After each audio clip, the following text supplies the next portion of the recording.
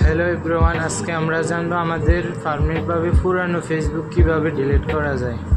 তো চলুন শুরু করা যাক। ফার্স্ট অফ অল আমরা ফেসবুকে যাব। ফেসবুক থেকে থ্রি ডটে যাব। এখান থেকে আমরা আবার সেটিং অপশানে ক্লিক করব। সেটিং থেকে আমরা পার্সোনাল ডিটেলসে ক্লিক করব। পার্সোনাল ডিটেলস থেকে আবার পার্সোনাল ডিটেলসে ক্লিক করব। অ্যাকাউন্ট ওনারশিপ কন্ট্রোলে ক্লিক করব। তারপরে ডিরেকশনে ক্লিক করব।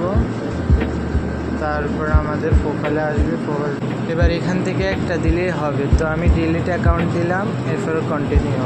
এরপরে এখান থেকে যে কোনো একটা সিলেক্ট করলাম, এরপরে আবার কন্টিনিউ।